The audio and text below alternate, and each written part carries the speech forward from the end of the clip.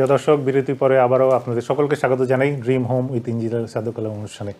বিরতিতে যাওয়ার আগে আমরা আলোচনা করছিলাম যে ইমার্জিং প্রপার্টি হটস্পট ইউকের বিভিন্ন এলাকায় যেই এলাকাগুলো বিবেচনা করা উচিত এবং ওই এলাকাতে যদি আপনারা চিন্তা করেন যে প্রপার্টি কিনবেন অথবা প্রপার্টি ডেভেলপমেন্টে কাজ করবেন, কোন কোন বিষয়গুলো আপনাদের বিবেচনা করা উচিত এগুলো আমরা আলোচনা করছিলাম। একটা মাঝে আমরা আলোচনা করেছিলাম যে বাই টু লেট প্রপার্টি না কমার্শিয়াল প্রপার্টি কে আমরা রেসিডেন্ট প্রপার্টিতে চেঞ্জ করব, ওই বিষয়টা আমরা ফিরে যাই। যে আপনার কাছে আমরা একটা প্রশ্ন তিনটা ভাগ থাকবে, যেটা আমরা বলতে যাচ্ছি যে buy to let property already existing, ওইটাকে বিবেচনা না করে কেন আমরা converting commercial property to residential, সুবিধা কী অসুবিধা কী আছে, এবং এটার ক্ষেত্রে কি ওই কমার্শিয়াল প্রপার্টির দামটা কি কম থাকে কিনা, এবং ডেভেলপমেন্ট ক্ষেত্রে কী কী বিষয় আমাদের বিবেচনা করা উচিত প্লিজ। দেখুন, নাম্বার ওয়ান হচ্ছে, যেহেতু এখন আমরা আপনার after covid work from home, commercial প্রপার্টিগুলোর চাহিদা অনেকাংশে কমে গেছে। আমরা জানি যে কমার্শিয়াল প্রপার্টিগুলো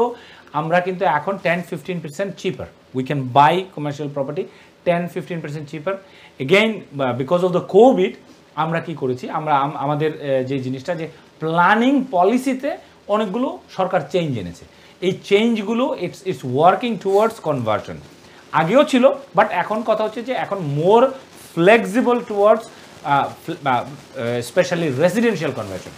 এখন দাম কম, হ্যাসেল কম, অল্প পয়সা লাগছে আপনার কম্পেয়ার টু বিল্ডিং বা আপনার ওন রেসিডেন্সিয়াল প্রপার্টিকে। ধরুন আপনি একটা লফট কনভার্সন করতে you need between 60 to 100,000 pound, but এই 100,000 দিয়ে you can make a double of the মানি।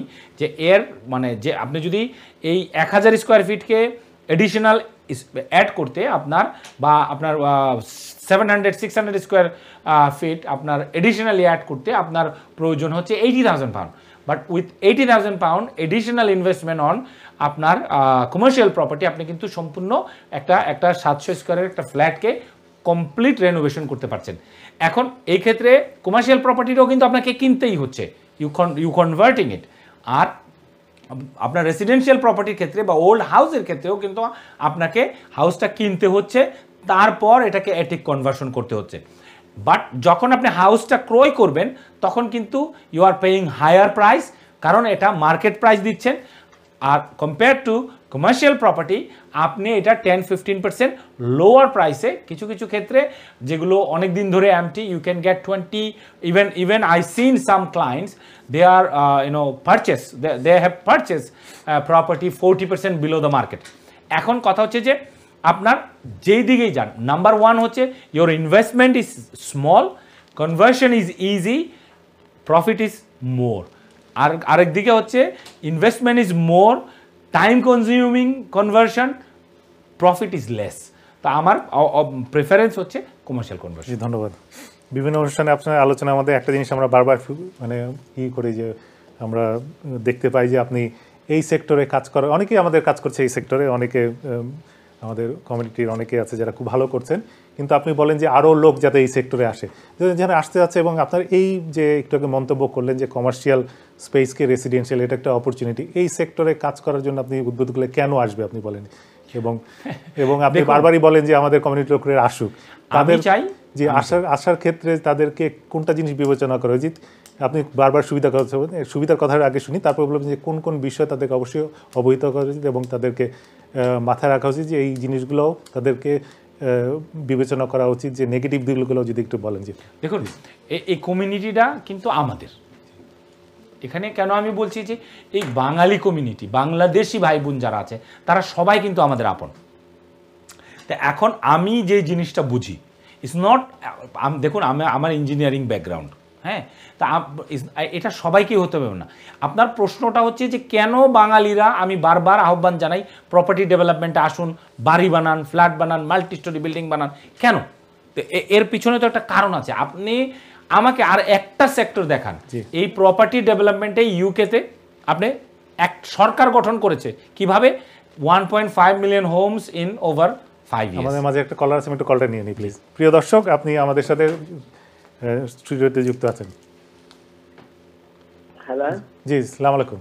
আসসালামু আলাইকুম। জি, আচ্ছা, আমি একটা জিনিস জানতাম চাইছিলাম। আমার একটা প্রপার্টি আমি লইছিলাম জি লাস্ট ইয়ার।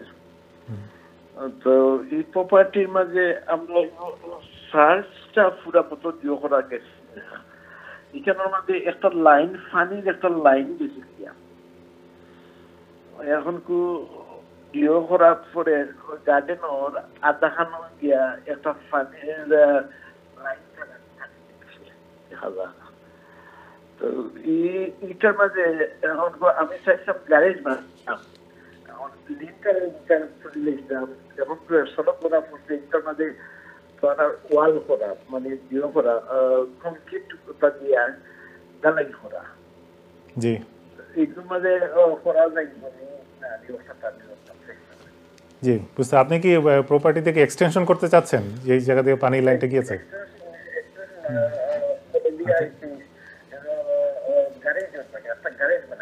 জি জি ঠিক আছে। জি আই থিঙ্ক থ্যাংক ইউ ভাই, আপনাকে অসংখ্য ধন্যবাদ এই প্রশ্নটা করার জন্য। আপনার প্রপার্টির মধ্যে আপনার থেমস ওয়াটার বা আপনি যে এলাকায় ক্যাসেল ওয়াটার হতে পারে, বাট আপনার কথা হচ্ছে যে ওয়াটার অথরিটির যে কানেকশনটা, মূল যে কানেকশনটা অথবা ড্রেনেজের যেটা, এই কোনো একটা আপনার প্রপার্টির মধ্যে আছে, বাট আপনি ওই জায়গাটুকু একটা গ্যারেজ হিসেবে ইউজ করতে চান। এখন কিভাবে করবেন, এর একটা সিম্পল পদ্ধতি আছে। আপনাকে একজন স্ট্রাকচারাল ইঞ্জিনিয়ারের কাছে যেতে হবে, যে গিয়ে অথবা আপনি নিজেও আপনার ওয়াটার অথরিটিকে আপনার বাড়ির যে নকশা, ওয়াটার লাইনের যে নকশা বা ড্রেনেজের যে নকশা, এটা একটা মূল্য দিয়ে আপনি তাদের কাছ থেকে আনতে পারবেন। আনার পর আপনি যেই ইমারতটা, এটা গ্যারেজ হতে পারে, এটা আপনার এক্সটেনশন হতে পারে, ডাবল স্টোরি এক্সটেনশন হতে পারে, আপনি যা করতে চাচ্ছেন তার জন্য একটা প্রপোজাল দেবেন এবং এটাকে বিল্ড ওভার এগ্রিমেন্ট বলে। এটার জন্য কিছু কিছু জায়গায় আপনাকে একটা ফি পে করতে হবে। থেমস ওয়াটার হতে পারে, কাসেল ওয়াটার, আপনার ওয়াটার অথরিটি যারা বা ড্রেনেজের দায়িত্বে যারা আছে, যেই সংস্থাটা আছে, তাদেরকে একটা ফি দিয়ে স্ট্রাকচারাল ইঞ্জিনিয়ারের কাছ থেকে আপনাকে একটা রিপোর্ট নিতে হবে বা একটা ড্রয়িং নিতে হবে, যে কিভাবে আপনার আইন সিদ্ধভাবে এবং সেফটি মেনে, ইউকে কনস্ট্রাকশন আইনটা মেনে আপনি কিভাবে এটার মধ্যে বিল্ডিং করবেন বা স্থাপনা করবেন।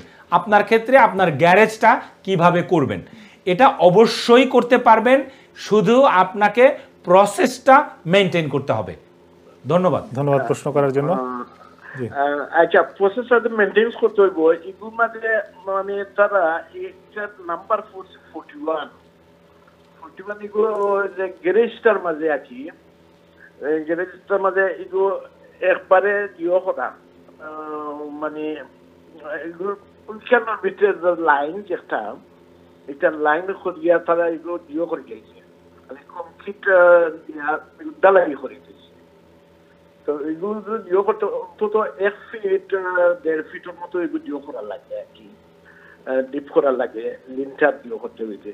তো এই লিন্টার দিও করলে তো তোমার ওয়াটারও দিতেই হবে।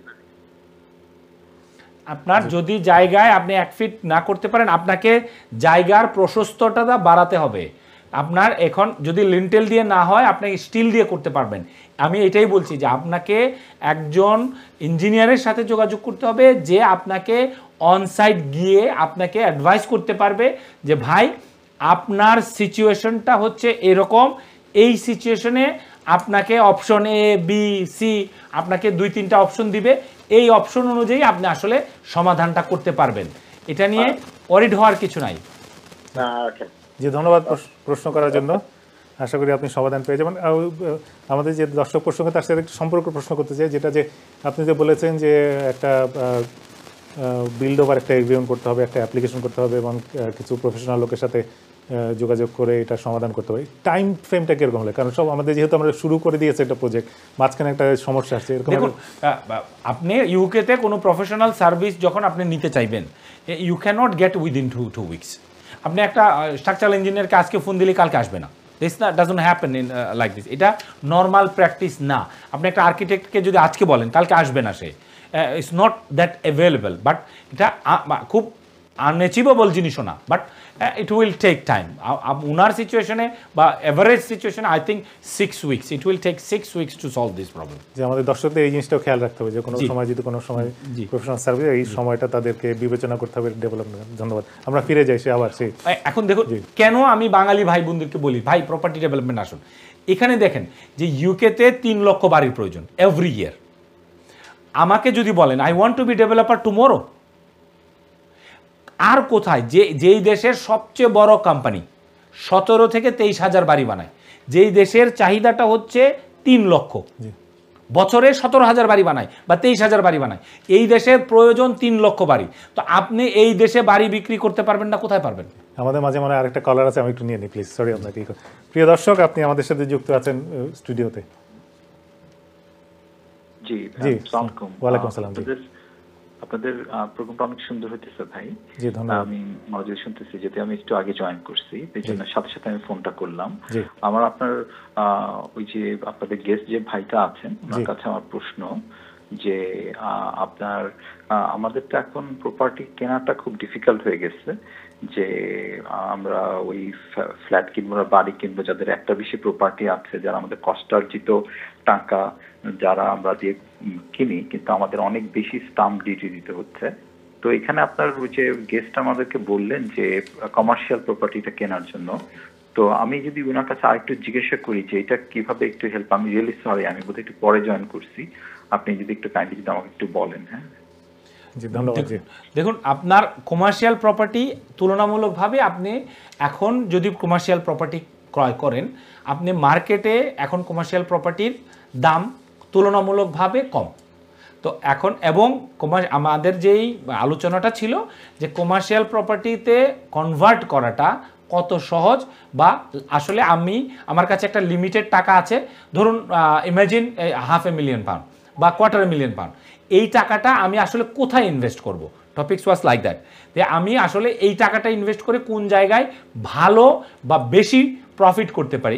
Is it A residential property আপনার কনভার্ট করা, না কমার্শিয়াল প্রপার্টিকে কনভার্ট করা, কোন দিকে আমি যদি ইনভেস্ট করি, তখন আমি কিভাবে আসলে এর মানে অধিক মুনাফাটা পাবো। তো এই জন্য এই মুহূর্তে ইংল্যান্ডে বা আমাদের ইউকে ওয়াইজ কমার্শিয়াল প্রপার্টির কনভার্সনটা হচ্ছে আপনার রেসিডেন্সিয়াল প্রপার্টি কনভার্সনের থেকে লাভজনক। এটা বলতে গিয়ে আমি একটা জিনিস উদাহরণস্বরূপ বলেছি যে আমরা ইউকে ওয়াইজ আমরা যদি দেখি যে রেসিডেন্সিয়াল ডেভেলপার যারা রেসিডেন্সিয়াল প্রপার্টি যারা ডেভেলপ করে, তারা UK wise 3 to 10%, less than 10%।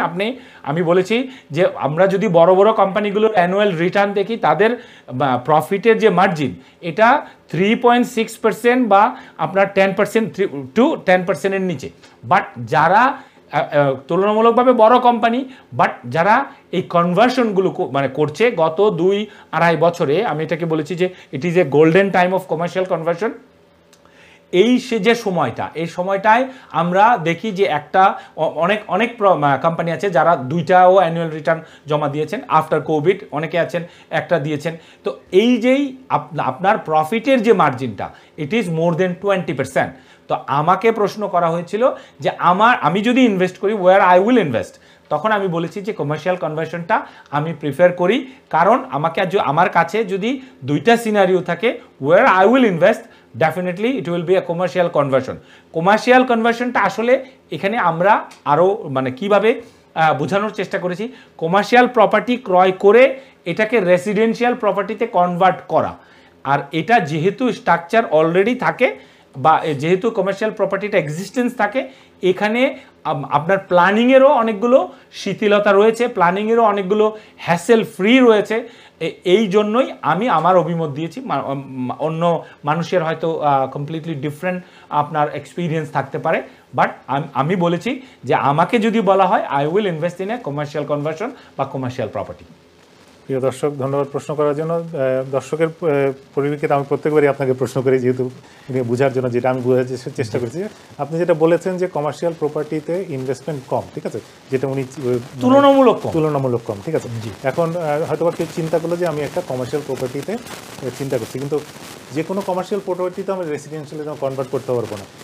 কোনটা জিনিস মানে কিভাবে সে বুঝবে যে এই একটা কমার্শিয়াল প্রপার্টি তার তুলনামূলক দাম কম আছে এবং সে ওটাকে রেসিডেন্সিয়াল কনভার্ট করতে হবে, এটা কিভাবে সে বুঝতে পারবে? দেখুন এই জন্য আমাদেরকে যখনই আমরা কোনো কিছু ক্রয় করব ডেফিনেটলি প্রফেশনাল অ্যাডভাইস নেব। কাউন্সিল আমাদের জন্য আমরা ডেফিনেটলি প্রি অ্যাপ্লিকেশন অ্যাডভাইস আছে। আপনি অপশন এগ্রিমেন্টে যেতে পারেন, যার কাছ থেকে ধরুন আমি আপনার কাছ থেকে আমি কমার্শিয়াল প্রপার্টি কিনবো, আমি আপনাকে বলতে পারি যে I will only buy if I can convert. তা এখন দেখুন পারমিটেড ডেভেলপমেন্ট রাইটস আমাকে কি দিচ্ছে, অনেকগুলো শিথিলতা দিচ্ছে আমাকে। ওই সেই 6 মাসের যে প্ল্যানিংয়ের যে জটিলতা, এটার মধ্যে লম্বা যে টাইম, এটার মধ্যে আমাকে যেতে হচ্ছে না। There is a so much to do without planning. Without planning মানে আমি যা ইচ্ছে তাক বলছি না, আন্ডার পারমিটেড ডেভেলপমেন্ট। আমার কাছে পারমিটেড ডেভেলপমেন্ট আমাকে বলে দিয়েছে যে পারমিটেড ডেভেলপমেন্টের একটা অধ্যায়ে আমাকে বলা আছে যে under commercial conversion certain commercial building can be converted to residential on condition. এই ধরুন আপনার 1 থেকে 10টা নিয়ম আছে। তো এখন আপনি দেখুন একটা আপনার অনেকগুলো অফিসের মধ্যে নিশ্চয়ই আপনাকে একটা রেসিডেন্সিয়াল দিবে না। So we can not ask something which one is আপনার completely out of the moon, এটা তো হবে না। But you have to have advice. আপনার মানে আপনার কাউন্সিলে বিরাট একটা হেল্প পেতে পারে, but local professional is always good. আপনার স্টেট এজেন্টের কাছ থেকে আপনার জানতে পারে, বা anybody who have the knowledge of that particular area. যে এরিয়ায় এখন আপনি কি গ্লাসগোতে কমার্শিয়াল প্রপার্টি ক্রয় করছেন, আপনি কি সিটি সেন্টারের উপরে ক্রয় করছেন, আপনি কি নাকি আপনি একটা ইন্ডাস্ট্রিয়াল পার্কের মধ্যে করছেন। ইন্ডাস্ট্রিয়াল পার্কের মধ্যে যদি আপনি কমার্শিয়াল প্রপার্টি করেন, you will never get a residential. কিন্তু ইন্ডাস্ট্রিয়াল ইয়েতে আপনার হয়তো আগে এটা ইউজ ক্লাসটা ছিল আপনার warehouse, but massive one. এটাকে যদি আপনি if you want to convert to hotel, yes পারবেন। বাট আপনি যদি একটা ওয়েডিং ভেন্যু বানাতে চান, পারবেন। একটা আপনার অন্য কোনো জিনিস বা হলিডে সেন্টার বানাতে চান, আপনি পারবেন। বাট এখানে you have to go with the council আপনার ম্যাপ যেটা আছে, যে কাউন্সিলের যে রিজেনারেশন প্ল্যান আছে। বাট আপনি যদি কেউ যদি জিজ্ঞাসা করে যে এনি কমার্শিয়াল প্রপার্টি কি করতে পারবো কিনা, বাট আইন বলছে পারবো, কিন্তু আমার বুঝতে হবে যে which property I am buying can I converted to. এখন দেখুন লেবার তো ক্ষমতায় আসার আগে বলেছে যে every household should give the permission to convert into flat. তো তার মানে কি আমার 700 স্কোয়ার ফিটের যে বাড়ি আছে এটাও পারবো? নো। আপনাকে অবশ্যই যে ন্যাশনাল পলিসি ফ্রেমওয়ার্ক আছে এটাকে মানতে হবে। আপনি যদি ফ্ল্যাটে কনভার্ট করতে চান, আপনাকে মিনিমাম 39 স্কোয়ার মিটার হতে হবে 1 বেডরুম ফ্ল্যাটের জন্য। 2 বেডরুমের জন্য 57 হতে হবে, 81 প্লাস হতে হবে 3 বেডরুমের জন্য। এবং প্রত্যেকটা আপনার কিচেনের যে ন্যূনতম সাইজ আছে, যে উইথ আছে, এটা থাকতে হবে। আপনার উইন্ডো থাকতে হবে, আপনার স্টেয়ার কেসের যে উইথ আছে এটা থাকতে হবে। There is not 1 or 2 item. আপনাকে কোনো কনভার্ট করতে গেলে ন্যাশনাল পলিসি, লোকাল পলিসি, তার সাথে সামঞ্জস্যতা রাখতে হবে। জি ধন্যবাদ। আমরা যেমন রেসিডেন্সিয়াল প্রপার্টিগুলো বা বাইটুলার প্রপার্টিগুলো অনেকগুলো প্ল্যাটফর্ম আছে যেখানে গেলে আমরা দেখতে পারি যে কোনটা মার্কেট আছে। ওরকম কোনো প্ল্যাটফর্ম আছে কিনা যেখানে commercial property can be converted to residential? এরকম ইনফরমেশনগুলো আমাদের দর্শকরা কোথা থেকে পাবে, যেহেতু একটা অপরচুনিটি আছে এবং আপনি আহ্বান করছেন এই ফিল্ডে কাজ করার জন্য? আমরা যেরকম রেসিডেন্সিয়াল প্রপার্টিগুলো সার্চ করি, আপনি রাইট মুভে যান, লুক ফর কমার্শিয়াল প্রপার্টি। আপনি গুগলে যান, লুক ফর কমার্শিয়াল প্রপার্টি। আপনি যদি একেবারেই সেফ, আপনি নিউ ইনভেস্টর, আপনি মনে করছেন যে I don't want to take a risk, আমার কাছে সময় নেই, আমি এই স্ট্রেস নিতে পারবো না, যে then look for something which one is planning approve অথবা কনসেপ্ট নেওয়া আছে।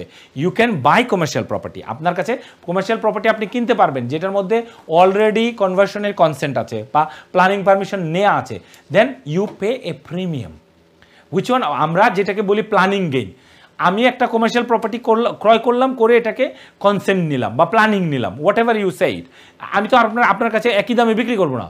দেয়ার ইজ এ গেইন। আমি যদি 100,000 দিয়ে প্রপার্টি কিনে আমি যদি অ্যানাদার 20,000 পাউন্ড খরচ করি, এর মধ্যে planning, I want 140, I want to make another 20,000। তো এখন কথা হচ্ছে এই যে প্ল্যানিং গেইনটা, এই পুরো রিস্কটা যদি আপনি নেন, then you have all. Otherwise আপনি একই জিনিস ক্রয় করছেন, যেটা আপনি প্রথমে 100 পাউন্ড দিয়ে ক্রয় করতেন, এটা আপনি আমার কাছ থেকে এখন 140 দিয়ে ক্রয় করছেন। কেন? আপনি এই রিস্কটা নিতে চান না, আর আমি ওই রিস্কটা নিয়েছি। There is a way. কারণ কি আপনি যেটা বলছেন যে প্ল্যানিং পারমিশন করে সে বিক্রি করে দিচ্ছে, তখন আমাদের একটা প্রশ্ন আসতে পারে যে প্ল্যানিং পারমিশন কেন বিক্রি করবে, যেহেতু ওটা বিল্ড করলে আরও লাভ হবে, তাহলে সে ছেড়ে দিচ্ছে কেন, এটা তো একটা প্রশ্ন আসতে পারে। দেখুন, যে আপনার চিকেন বিক্রি করছে, যে আপনার ফার্মের যে ফার্মার বা আমরা রেস্টুরেন্ট দিচ্ছে না কেন, হ্যাঁ সে তাহলে রেস্টুরেন্ট দিচ্ছে না কেন, why he didn't have a fried chicken shop. এখন কথা হচ্ছে যে আপনার এই চিকেনটাকে লালন পালন করেছে সে আবার বিক্রি করছে, তার ওটা প্রফেশন না। আবার আমরা যাদের কাছ থেকে বুচার শপ থেকে যারা আমরা যেগুলো কিনি, সে আবার ফ্রাইড চিকেন বিক্রি করবে না। আবার যে ফ্রাইড চিকেন বিক্রি করে সে কিন্তু আবার এই মুরগি পালবে না। তো এখন প্রত্যেকটা জিনিসের এখানে অনেকগুলো এজেন্সি আছে, দের ইজ এ ইন্ডাস্ট্রি। যে ইন্ডাস্ট্রিটা তাদের কাজই হচ্ছে they will buy a potential land, তারা আপনার কমার্শিয়াল প্রপার্টি ক্রয় করবে, করে প্ল্যানিং করবে, দেন দে উইল সেল। বা তারপরে আরেকটা হচ্ছে যে আরেকটা ইন্ডাস্ট্রি যেটা হচ্ছে শুধু এইগুলোকে বিক্রি করবে, তারপরে আরেকটা ইন্ডাস্ট্রি যারা এগুলোকে ডেভেলপ করবে, তারপরে আরেকটা ইন্ডাস্ট্রি যারা এগুলোকে বিল্ড করবে, আবার যারা বিল্ড করার জন্য আবার আরেকটা ইন্ডাস্ট্রি যেটা হচ্ছে ডিজাইন এবং প্ল্যানিং।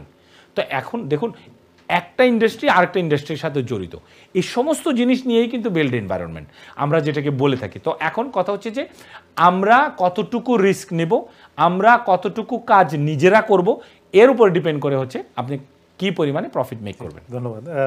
আমরা কিছুটা বুঝতে পেরেছি আপনার আলোচনা করতে, অনুষ্ঠানের প্রায় শেষ পর্যায়ে চলে আসছি। আমরা এই অনুষ্ঠানটা করি আপনাদেরকে তথ্য দেওয়ার জন্য বা সচেতন করার জন্য। এই সচেতনামূলক একটা নিউজ আসছে, যদিও একটা নেগেটিভ নিউজ, কিন্তু এখান থেকে আমাদের কিছু শিখতে হবে এবং আপনার কাছে আমরা কিছু জানতে চাবো। যে ডাইরেক্ট লাইন যে একটা আছে ইন্স্যুরেন্স কোম্পানি আছে, তারা বলেছে যারা রেনোভেশন প্রজেক্ট যারা করতে চাচ্ছে, almost 1 million people they are living on the building site due to the delay. এটা একটা কারণ।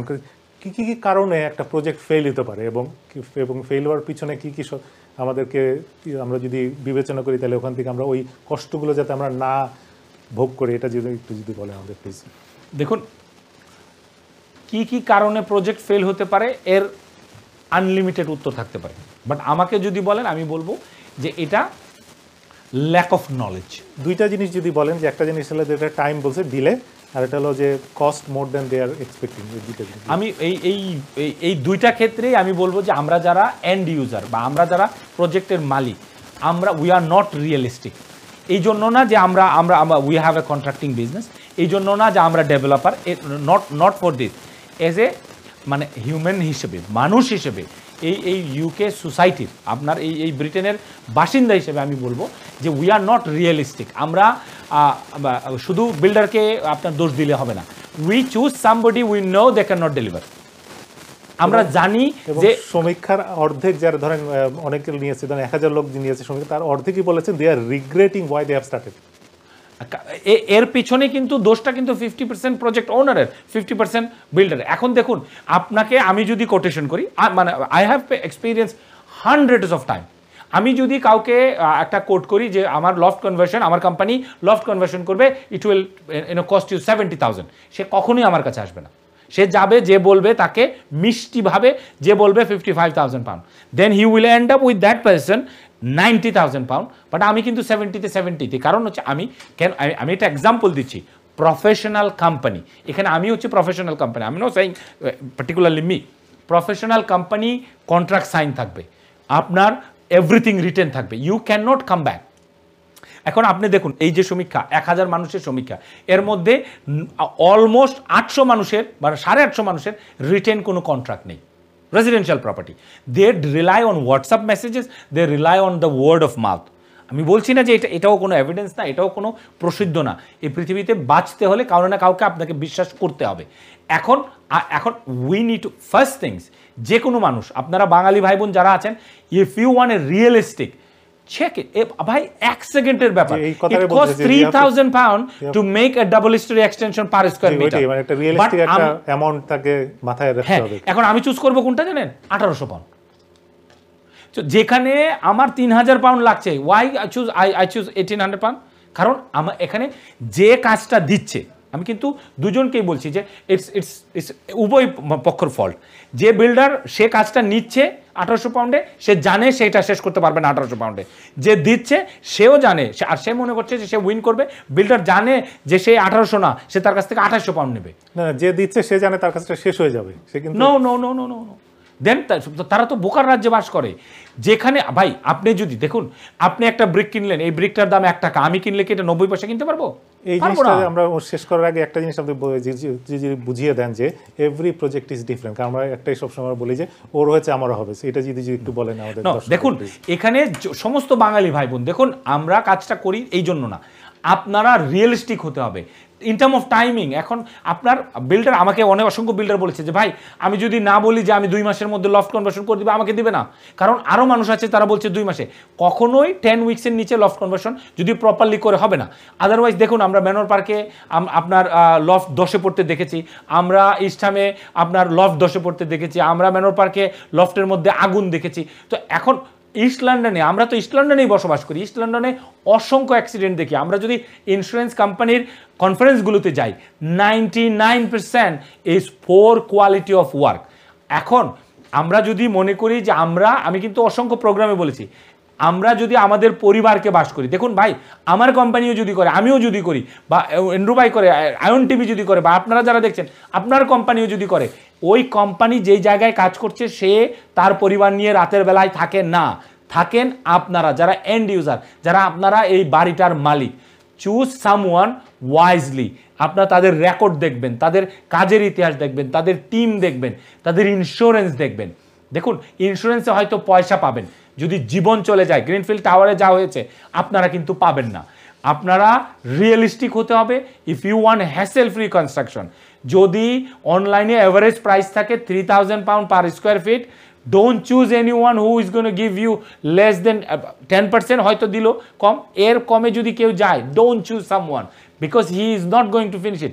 আমিও আমার টাকা দিয়ে আপনার কাজ করে দেব না, এটাই হচ্ছে বাস্তবতা, আর এটাকেই মানতে হবে। শুধু বিল্ডারের দোষ দিয়ে হবে না ভাই, builder is not someone coming from space, আমরাই তো। এখন আমাদেরকে রিয়েলিস্টিক হতে হবে, প্রাইসের সাথে রিয়েলিস্টিক হতে হবে, টাইমের সাথে রিয়েলিস্টিক হতে হবে। তাহলে এই সূচকগুলো 1000 মানুষ বলছে যে রিগ্রেট করছে, 500 মানুষ যে কেন শুরু করেছি। কেন করব না রে ভাই, এটা তো আমার অধিকার, এটা আমার পরিবারের প্রয়োজন। কিন্তু যদি প্রফেশনাল কোম্পানি চুজ করি এই জিনিসটা হবে না। ধন্যবাদ অনুষ্ঠানে আসার ধন্যবাদ, অনেক তথ্য দেওয়ার জন্য। প্রিয় দর্শক, আমরা অনেক বিষয় নিয়ে আলোচনা করেছি, ইমার্জিং মার্কেট নিয়ে আলোচনা করেছি, বাই টু লেট বা কমার্শিয়াল কনভার্সন নিয়ে আলোচনা করেছি। আপনারা যদি এই বিষয়ে অবশ্যই যদি কোনো আপনার বিবেচনা করে থাকেন, অবশ্যই আপনার আগে জেনে বুঝে তথ্যগুলো আপনারা সঠিকভাবে বিবেচনা করে যদি প্রয়োজন হয় প্রফেশনালের অবশ্যই আপনারা পরামর্শ নিয়ে তারপরে কাজ করলে ভালো হবে। এই তথ্য দিয়ে আমরা আজকের মতন অনুষ্ঠান শেষ করতে যাচ্ছি। আগামীতে আবারও অনুষ্ঠানের মধ্যে আপনার সাথে দেখা হবে। ততদিন ভালো থাকবেন, সুস্থ হবেন, এই শুভকামনা করে আজকে আমরা অনুষ্ঠান শেষ করতে যাচ্ছি। খুদা হাফেজ।